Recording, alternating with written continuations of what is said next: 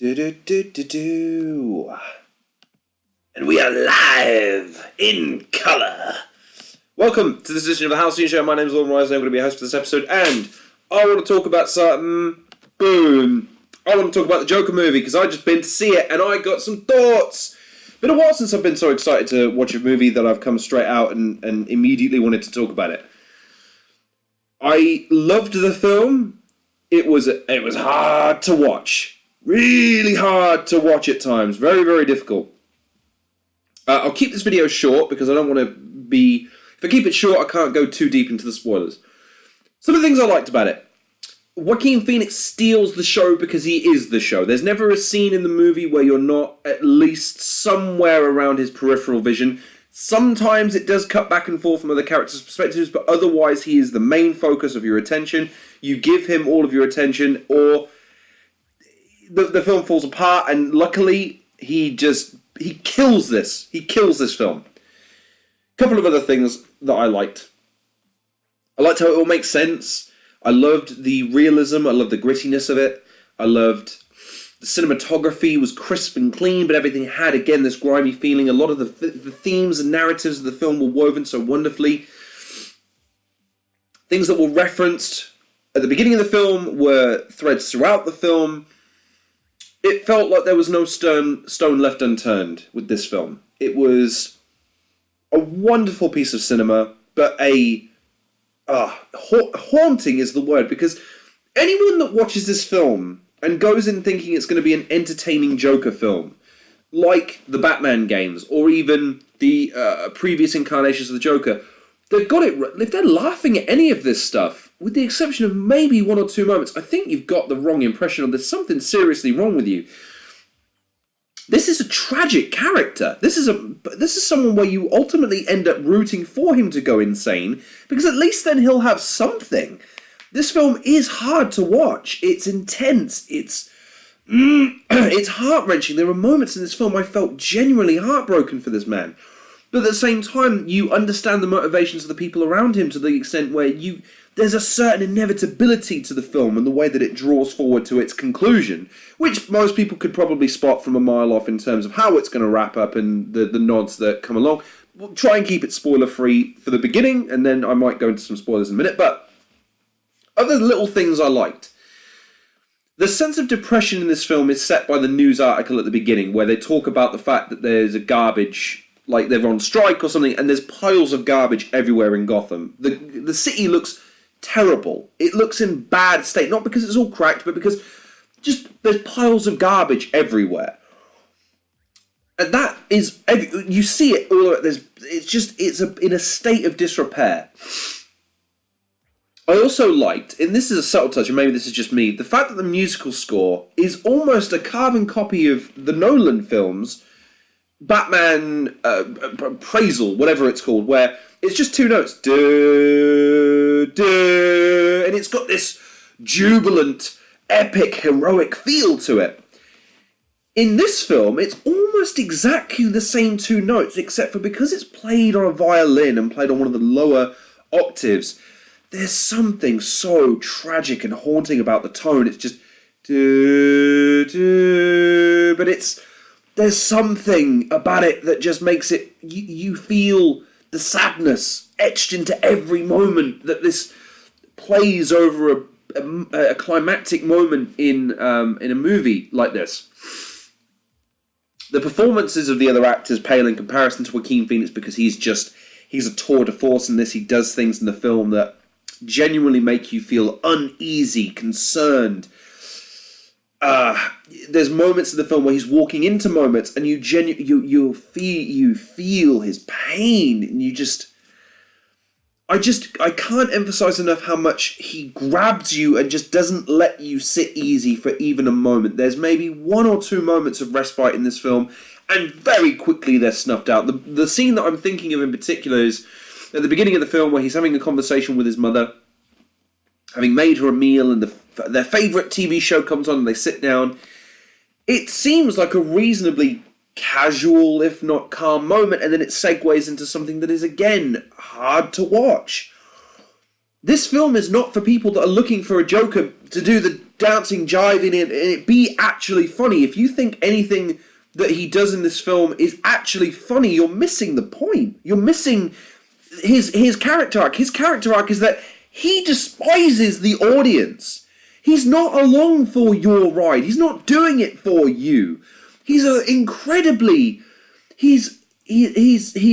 manifestation of the inner turmoil and insecurities of a person. And it was hard because of the truth. I felt a lot of what he's felt in my life, and I felt that same anger.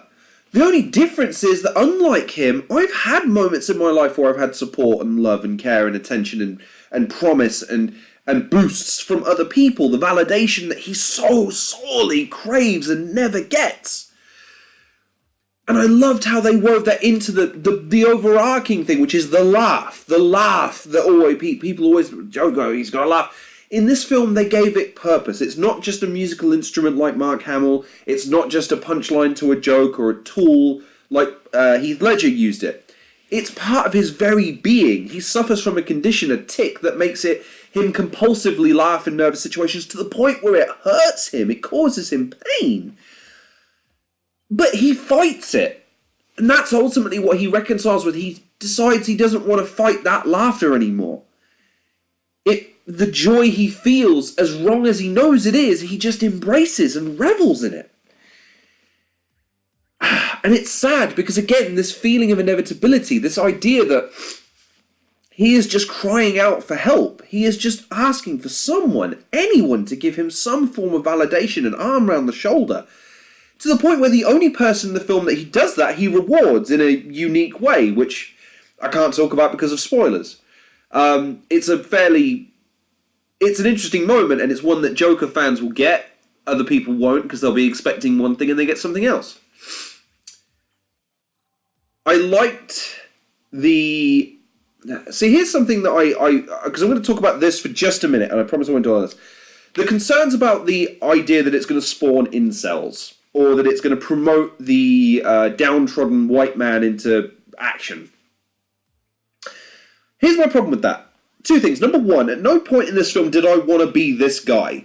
At no point in this film did I ever feel inspired by this guy's story or feel that anything he did was necessarily justified. Because while I understood his anger, nothing that happened to him necessarily justified his actions. And if anyone that can justify those actions as a result of what they saw, okay, there's something wrong with you. I want to look into that. That's not a reflection of society. A film like this holds a mirror up to you and tests your morals because it makes you feel uncomfortable, or it doesn't. If it doesn't, then yeah, you probably got something wrong with you. But with me, there were moments where, yes, I understood him. I felt bad for him. I wanted to tell him it was going to be okay and just breathe. You'll be okay. But you can't, so you have to watch the moment unfold around him. And it's hard because... you know, again, the inevitability of it all, just playing out, his being pulled towards his destiny. And it's a sad film, I feel. The people that... I feel like they miss the point. If they walk out of this film with the ending being what it is, it offers some levity. I can't deny that. It's meant to feel somewhat ironic and juxtaposed to what led him to that point. But I didn't leave the film feeling jubilant. I didn't leave the film feeling elated or happy. It made me think about things. It made me think about what led him to at that point and how I sympathised, but I condemned him at the same time. I wanted him to just stop before it was too late, and then it was too late. And as I referenced in one of my earlier videos where I talked about how I wanted this film to go, he ends up being a villain. He's not a good guy. He's not a hero and he's not an anti-hero. There might be some catharsis in seeing him achieve something that was beyond him. It's a confidence, a release, an embrace of himself.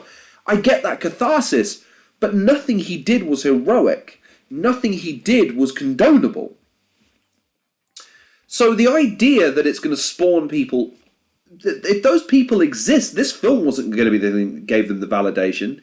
There's probably things in this world that already do those things. And that's, I think, the main takeaway from this film. You can't just suppress people that feel oppressed. It's the problem everyone has when you feel like you're not heard. It's that frustration of feeling like the world is against you. No one understands. I think that's one of the most unilateral and universal things to feel. Just like loneliness, just like bitter disappointment, frustration, a number of different things. We all feel these things. It's a very insular thing to feel these things.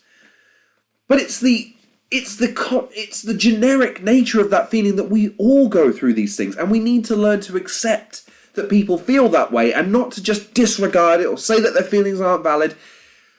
It's the culture that just swirls and it's the counter of it all. It's the fix of it is ultimately to try and understand people and cut them some slack every now and then. Really, that's all it is. Live and let live. And I feel like if the message of this film is to validate the actions that he took, yes, I completely agree that anyone protesting on that basis probably has a point, because there isn't any validation to be had, and anyone that thinks that it validates their actions, no. But if you think that this is disregarding anyone else, that's wrong. And the other thing I would point to is if you look at the characters in the film, so the argument I saw from one article was something to the effect of, I don't want to see a film about a downtrodden white guy because I've seen a million of those. We need other stories about other people because that's the stories we should... Okay, fine. The thing I would point to, though, is this film, and the people that offer any sort of respite or positivity from minorities or women. His counsellors, both of them were black women. The clerk in the film who offers him some kind of, even if it's very, very casual encouragement and a degree of humanity and a willingness to look the other way to a certain degree about his quirks and some of the off things he says, is a black man. The person who was only ever nice to him was a little person. So the film very subtly kind of reminds you, well, no, his experience isn't insular, and by the way, there are people that are good in this world, and they might not look like you. So the idea that it's a celebration of the white man and all of this stuff and male suppression and insolence, I don't really necessarily think that's the case. Otherwise, they would make other white males the heroes, as opposed to the biggest white male of the film is Thomas Wayne, who turns out to be a fucking dick. And I mean a dick! The thing with his character in this film is that, yes, he does everything in the previous films. He does everything that you know that he's done. He's the guy who embodies, he wants to be mayor and he wants to fix things.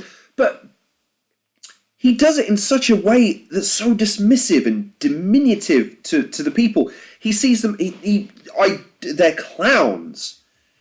They're clowns and they need to be fixed, and they might not even know they need to be fixed. And you go, wow, that's such a departure from the character, but at the same time, it makes sense someone would feel that way. The scene that stood out to me in that context was where Arthur is a bellboy and he's trying to look for Thomas Wayne to talk to him, and he's in a theatre full of the upper class laughing. And he makes reference to the fact that his life is a comedy, and that his life's a tragedy, but he realises it's a comedy. To them, it is. To them, the suffering and the indignation suffered by the people below them is either non-noticeable or it's a non-issue to the point where they can find some humour in it. At least that's the imagery that I got from that. The film is not subtle as it thinks it is sometimes. And I think that the thing to take away from this film is this. It's intense. It's going to provoke people.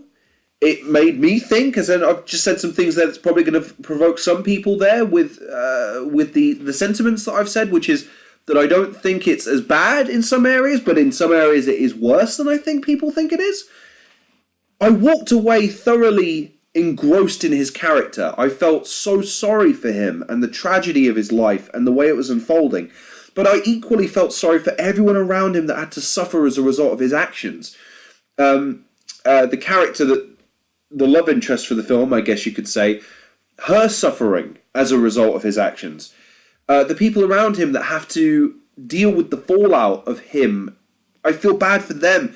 There are no winners in this film. This isn't a film about triumph and about embracing one's character for the better and all that. This is a film about when society doesn't work properly and the humanity of the society is lost. We create people. We inspire people down paths they shouldn't be. We promote behaviours we shouldn't.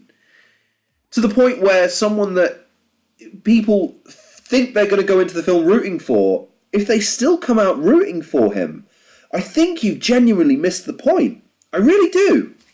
Because this character is a villain. He's a detestable individual by the end of this film. He's a murderer. He's a psychopath. He's completely selfish and self-absorbed and completely beset on just following his whims at that point. And I thought it was engrossing. I thought it was interesting. I thought it was beautifully shot. I thought the soundtrack was unbelievable. The story progressed and it made sense and it clicked together so well, and it's got me thinking like crazy.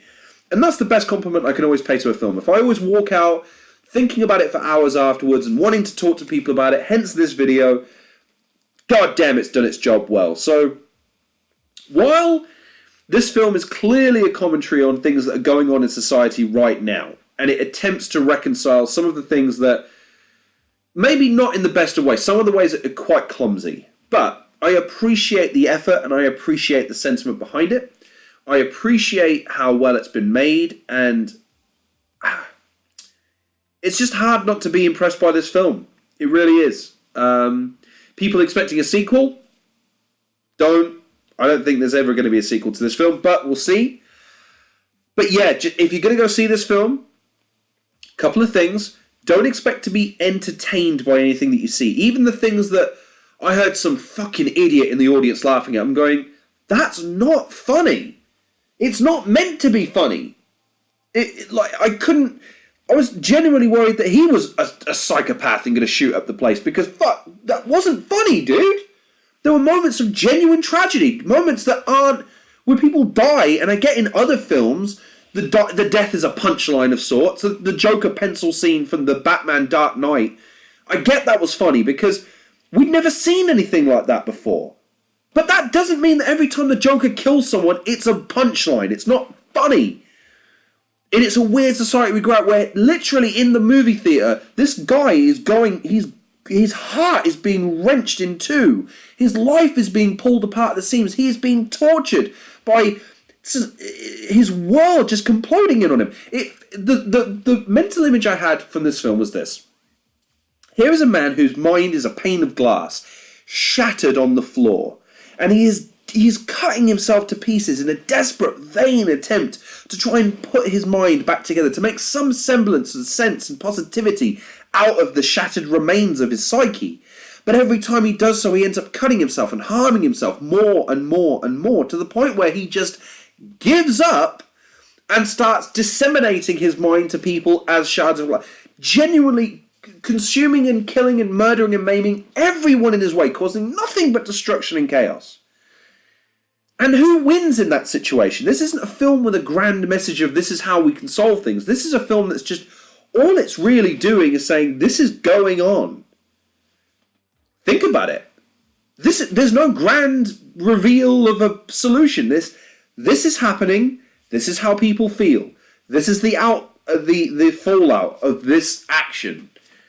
Of people that feel this way, of a society that does these things and acts this way and promotes these thoughts and promotes these actions. What do you think? It's really a very impressive film, and it's going to be having me thinking for a while. I'm going to enjoy debating the points of the film with a few friends of mine in the weeks to come, because I imagine I probably will. And I look forward to hearing what you have to think. So, no spoilers, I stayed away from them, so I've done alright there. The Joker, or Joker. Have you seen it? What do you think about it? I can't wait to hear what people's thoughts are in the comment section below. If you're going to go into spoilers, fine. But if you do want to go into spoilers, here's my thing. Tell me you want to go into spoilers, let me do a spoiler video, and we'll do the spoilers there. So, be mindful, be respectful. Let me know what you thought about the wider ramifications and the wider themes of the film. What did you think? Do you think I'm talking a bunch of shit? Is there anything you want to argue with me about in some of the things that I've said? by all means go ahead. In the meantime, thank you very much for watching this edition of the Halcyon Show. Please like, share and subscribe. Check out some of the other content creators in the description below. Follow me on Twitter. And as always, I'll see you guys on the next episode of the Halcyon Show.